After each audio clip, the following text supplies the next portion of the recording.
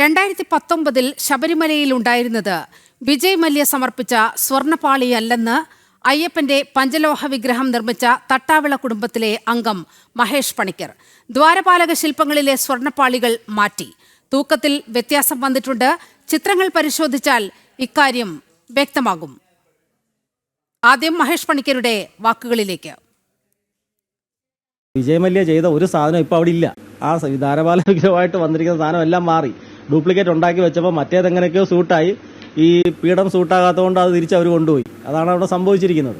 കാര്യം ഇത് ശുദ്ധ തട്ടിപ്പാണ്. പക്ഷേ അതിനകത്ത് 4 കിലോ കുറഞ്ഞെന്ന് പറഞ്ഞാൽ ഉറപ്പായിട്ടും ഈ കൊണ്ടുപോയ സാധനമല്ല തിരിച്ചു വന്നിരിക്കുന്നത്. അതിനകത്തെ യഥാർത്ഥ കാരണം വെച്ചാൽ ഇവർ വേറൊരു ചെമ്പ് തകിടിൽ വേറൊരു രൂപ ഇതുപോലെ ഉണ്ടാക്കി അതിൻ്റെ ഒരു കോപ്പി എന്ന് തന്നെ പറയാം. ആ കോപ്പിയാണ് ഇവിടെ കൊണ്ടുവച്ചിരിക്കുന്നത്. ഈ ഫോട്ടോസ്റ്റാറ്റ് സെയിം ഫോട്ടോസ്റ്റാറ്റ് എന്ന് നമുക്ക് പറയാൻ പറ്റും. അതാണ് ഇവിടെ കൊണ്ടുവച്ചിരിക്കുന്നത്.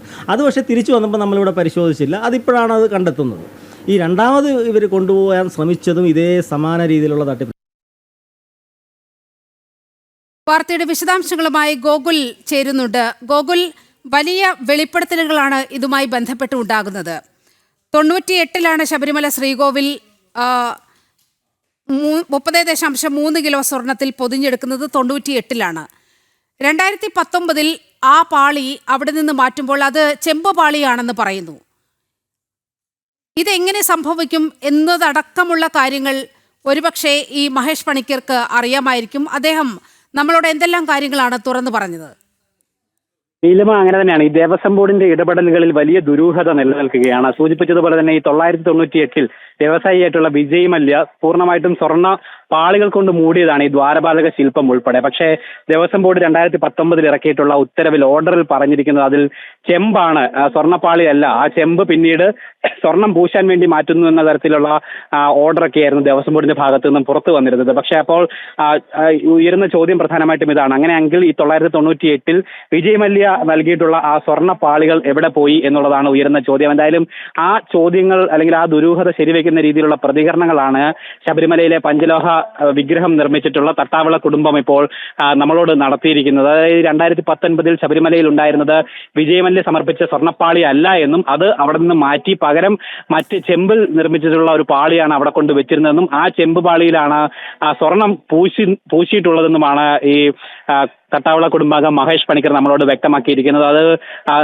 നേരെ നോക്കുമ്പോൾ തന്നെ മനസ്സിലാകും. പ്രത്യേകിച്ച് ഇവർ ആ ശില്പങ്ങളൊക്കെ പണിയുന്ന ആൾക്കാർ കൂടിയിട്ടാണ്. അതുകൊണ്ട് തന്നെ അവർക്ക് കൃത്യമായിട്ട് നോക്കുമ്പോൾ തന്നെ അതിൽ മാറ്റമുണ്ടെന്നുള്ള കാര്യം മനസ്സിലാകുമെന്നാണ് അവർ പറഞ്ഞിരിക്കുന്നത്. ദ്വാരപാലക ശില്പങ്ങളിലെ സ്വർണ്ണപ്പാളികൾ ദേവസ്വം ബോർഡ് ഉദ്യോഗസ്ഥർ അറിയാതെ അത് മാറ്റം വരുത്താനായിട്ട് മാറ്റാനായിട്ട് സാധിക്കുകയില്ല എന്നും പറയുന്നുണ്ട്. തൂക്കത്തിലടക്കം കാര്യമായിട്ട് വ്യത്യാസം വന്നിട്ടുണ്ട്. അതിന്റെ ചിത്രങ്ങൾ പരിശോധിച്ചാൽ തന്നെ മനസ്സിലാകുമെന്നും ഈ തട്ടാവിള കുടുംബാംഗമായിട്ടുള്ള മഹേഷ് പണിക്കർ അറിയിച്ചിട്ടുണ്ട്. ഒപ്പം കൃത്യമായിട്ട് ഇതിൽ അന്വേഷണം നടത്തേണ്ടതായിട്ട് ഉണ്ട്. ദേവസ്വം ബോർഡ് ഈ സ്വർണ്ണപ്പാളികൾ അവിടെ നിന്നും മാറ്റിയിട്ടുണ്ടെങ്കിൽ, അവരുടെ അറിവോട് കൂടിയിട്ടാണ് അത് മാറ്റിയിട്ടുണ്ടെങ്കിൽ കൃത്യമായിട്ട് നടപടിയും ഇവർക്കെതിരായിട്ട് ഉണ്ടാകേണ്ടതുണ്ട് എന്നാണ് മഹേഷ് പണിക്കർ ഇപ്പോൾ അറിയിച്ചിരിക്കുന്നത്. എന്തായാലും ഈ വിഷയത്തിൽ സമഗ്രമായിട്ടുള്ള ഒരു അന്വേഷണം ഉണ്ടായാൽ മാത്രമേ ഈ ഉയർന്നിട്ടുള്ള ഏറ്റവും പ്രസക്തമായിട്ടുള്ള ചോദ്യങ്ങൾക്കടക്കം മറുപടി ലഭിക്കുകയുള്ളൂ.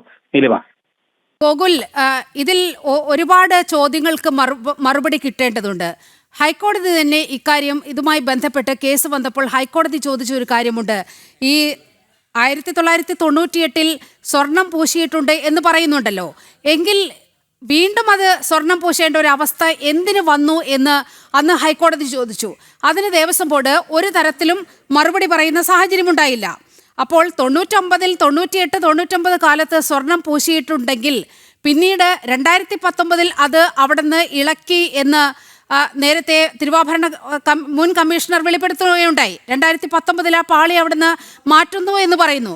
അപ്പോൾ ഈ 2019-ൽ സ്വർണം പൂശിയ ഒരു സ്ഥലത്ത് നിന്ന് ആ പാളി മാറ്റുമ്പോൾ ആ പാളി എങ്ങനെ ചെമ്പ് പാളിയായി മാറുന്നു എന്ന വലിയ സംശയം അന്ന് ഹൈക്കോടതി ഉന്നയിച്ചതാണ്. അതിന് ദേവസ്വം ബോർഡ് മറുപടി പറഞ്ഞില്ല. പക്ഷേ ഇങ്ങനെ നോക്കുകയാണെങ്കിൽ വളരെ വലിയ ദുരൂഹത ഇക്കാര്യങ്ങളിൽ കാണാൻ കഴിയും.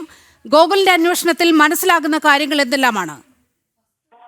നീലമ സൂചിപ്പിച്ചത് തന്നെയാണ്, ഏറ്റവും വലിയ ദുരൂഹത തന്നെയാണ് നിലനിൽക്കുന്നത്. അതായത് ആ സ്വർണ്ണപ്പാളി 30 കിലോയോളം സ്വർണമാണ് പാകിയിരിക്കുന്നത്. അതായത് മേൽക്കൂരയിലും ഈ ദ്വാരപാലക ശില്പത്തിലും ശബരിമലയിലെ മറ്റ് അയ്യപ്പചരിതം എഴുതിയിട്ടുള്ള ചെമ്പ് തകിട്, അവിടെ ഉണ്ടായിട്ടുള്ള കാണിക്കവഞ്ചി, ആന, നാഗം ത്തിന്റെ വിഗ്രഹം തുടങ്ങിയിട്ടുള്ള പല ഭാഗങ്ങളിലേക്ക് 30.3 കിലോ സ്വർണ്ണപ്പാളിയാണ് വിജയ് മല്യ അത് പാകുകയുണ്ടായത്. ആ പാളികളിലാണ് ഈ ദ്വാരപാലക ശില്പങ്ങളിൽ ഉൾപ്പെട്ടിരുത്തിയിട്ടുള്ള പാളികൾ, ഏകദേശം 12ഓളം ലെയറുകൾ അടങ്ങിയിട്ടുള്ള പാളികളാണ് അതിൽ ആലേഖനം ചെയ്തത്, അല്ലെങ്കിൽ അതിൽ ഒട്ടിച്ചു ചേർത്തത് എന്നാണ് മനസ്സിലാക്കുവാനായിട്ട് സാധിക്കുന്നത്. ആ പാളികളാണ് നിലവിൽ കാണാതായിരിക്കുന്നത്. അതായത് അതിന് പകരം അവിടെ ചെമ്പ് കൊണ്ടുള്ള ഒരു പാളിയാണ് 2019 ഉണ്ടായിരുന്നത്. ആ ചെമ്പ് പാളിയിൽ പിന്നീട് സ്വർണം പൂശുന്ന ഒരു സാഹചര്യം, അതായത് വിജയ് മല്യ സ്വർണ്ണപ്പാളികൾ അതിനോട് ചേർത്ത് ഒട്ടിച്ചു വെക്കുകയാണ് ചെയ്തത്, അത് പൂശുകയായിരുന്നില്ല. എന്നാൽ 2019 ശേഷം ഈ ചെമ്പിൽ അത് സ്വർണം പൂശുന്ന രീതിയിലേക്ക് കാര്യങ്ങൾ എത്തിക്കുകയായിരുന്നു. അത് മുക്കുബന്ധമെന്നാണ് നമ്മൾ അതിനെ സാധാരണയായിട്ട് പറയുന്നത്. അപ്പോൾ ഏറ്റവും പ്രധാനമായിട്ടും ഈ വിജയ് മല്യ അത്തരത്തിൽ ചെയ്തിട്ടുള്ള ആ സ്വർണ്ണപ്പാളി എവിടെ എന്നുള്ളൊരു ചോദ്യമാണ് ഏറ്റവും പ്രസക്തമായിട്ട് നിലനിൽക്കുന്നത്. എന്തായാലും ഈ ചോദ്യത്തിന് ഉത്തരം കൃത്യമായിട്ട് പറയേണ്ടത് ദേവസ്വം ബോർഡ് തന്നെയാണ്. കാരണം ദേവസ്വം ബോർഡിന്റെ അധീനതയിലാണ് ശബരിമലയിലെ ആ കാര്യങ്ങളെല്ലാം തന്നെ നിലനിൽക്കുന്നത്. അവരുടെ മഹാസറിലടക്കം കൃത്യമായിട്ട് രേഖകൾ ഇതുമായി ബന്ധപ്പെട്ട് ഉണ്ടാകേണ്ടതാണ്. എന്തായാലും അതൊക്കെ അവ്യക്തമായിട്ട് ഇങ്ങനെ നിൽക്കുകയാണ്. അത് അവിടെ നിന്ന് മൂരി മാറ്റിയത് അല്ലെങ്കിൽ അവിടെ നിന്ന് മോഷണം പോയത് ആരുടെ അറിവോട് കൂടിയിട്ടാണ്? ഗോകുൽ, ഈ ഘട്ടത്തിലാണ് ഉണ്ണികൃഷ്ണൻ പോറ്റി എന്ന സ്പോൺസറിലേക്ക് ഈ സംശയത്തിന്റെ എല്ലാം കുന്തമുന ചെന്ന് നിൽക്കുന്നത്. കാരണം നമ്മൾ വിചാരിച്ചത് ഈ ഓണത്തോടനുബന്ധിച്ചുള്ള പൂജയുടെ ഭാഗമായിട്ട് ആ സമയത്താണ് ഈ ദ്വാരപാലക ശില്പങ്ങളിലെ സ്വർണ്ണപ്പാളി അവിടെ നിന്ന് പാളി ഇളക്കിക്കൊണ്ട് അവിടെ അറ്റകുറ്റപ്പണിക്ക് കൊണ്ടുപോയത് എന്നാണ് നമ്മൾ ധരിച്ചിരുന്നത്. പക്ഷേ ഇന്ന് തിരുവാഭരണം മുൻ കമ്മീഷണറുടെ വാക്കുകൾ മുഖവിലക്കെടുക്കുകയാണെങ്കിൽ ഈ പാളികൾ അവിടെ നിന്ന് ഇളക്കുന്നത് 2019 തന്നെ ഇളക്കിയിട്ടുണ്ട്.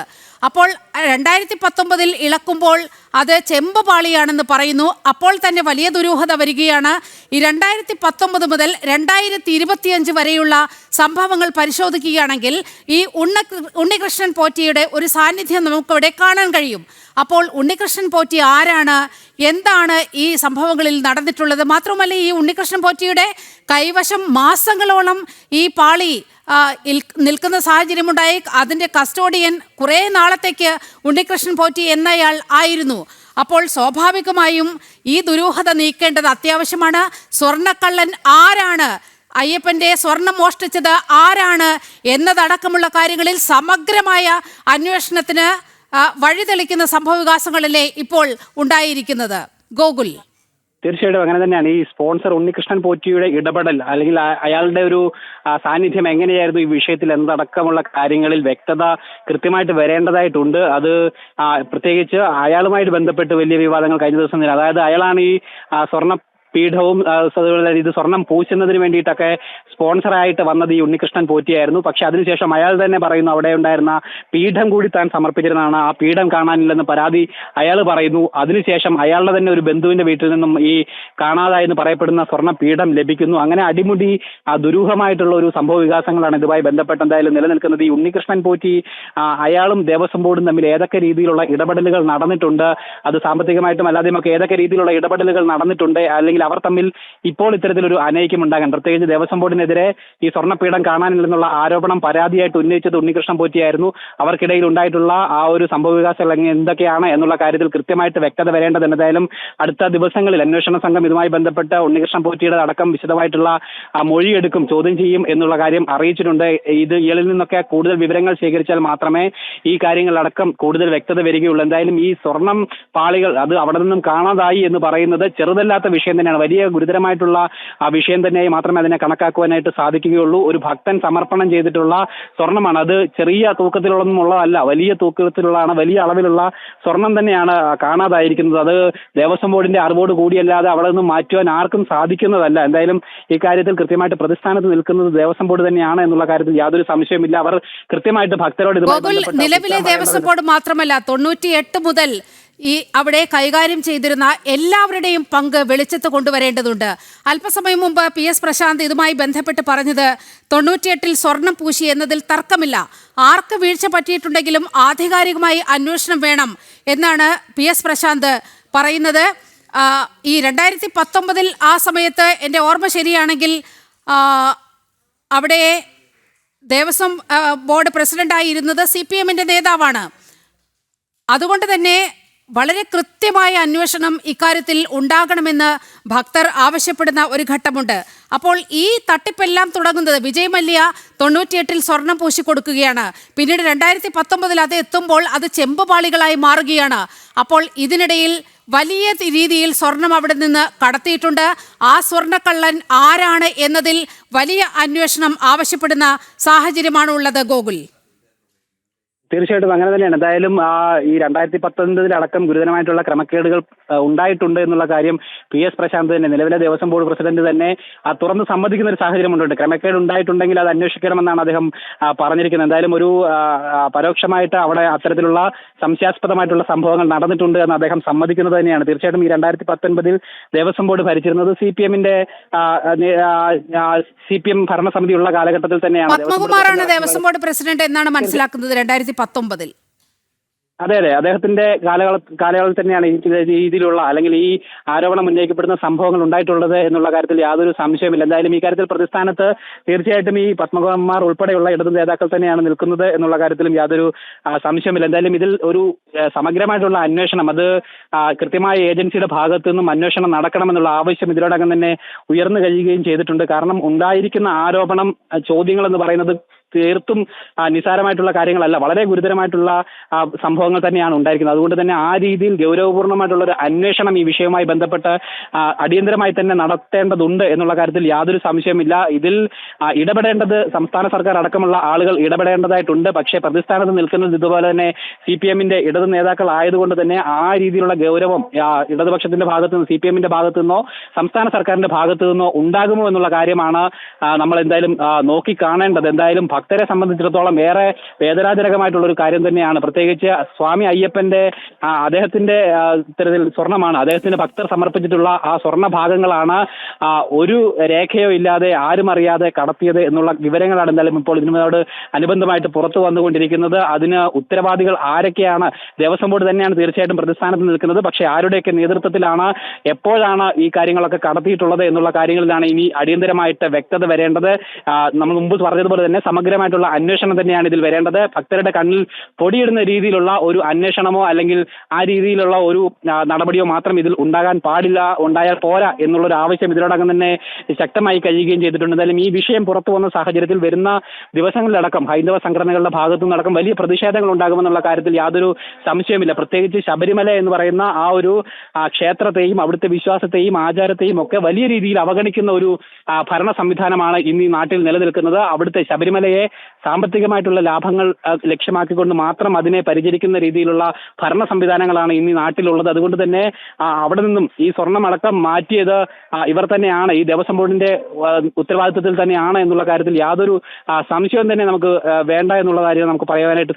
എന്തായാലും ആ രീതിയിൽ അന്വേഷണം ഉണ്ടാകണം. പക്ഷെ അന്വേഷണത്തിന്റെ ഒരു സത്യസന്ധത അല്ലെങ്കിൽ സത്യസന്ധമായിട്ടുള്ള രീതിയിലുള്ള അന്വേഷണം ഈ വിഷയത്തിൽ നടക്കുമോ എന്നുള്ളതാണ് ഈ ഏറ്റവും പ്രധാനമായിട്ടും ഉയരുന്ന ചോദ്യം. എന്തായാലും ഭക്തരുടെ ഭാഗത്തു നിന്നും വലിയ പ്രതിഷേധങ്ങൾ ഇതിനോടകം തന്നെ ഉയർന്നു വരികയും ചെയ്തിട്ടുണ്ട്. ശബരിമലയുമായി ബന്ധപ്പെട്ടിട്ടുള്ള ആളുകൾ, നമ്മൾ മുമ്പ് പറഞ്ഞ പോലെ തട്ടാവള കുടുംബാംഗങ്ങൾ അടക്കം ഇതുമായി ബന്ധപ്പെട്ട ആരോപണങ്ങൾ ഇതിനോടകം തന്നെ ശക്തമായി ഉന്നയിച്ചു കഴിയുകയും ചെയ്തിട്ടുണ്ട്. ദിലീപ, ശരി, ഗോകുലാണ് വാർത്തയുടെ വിശദാംശങ്ങൾ പങ്കുവച്ചത്.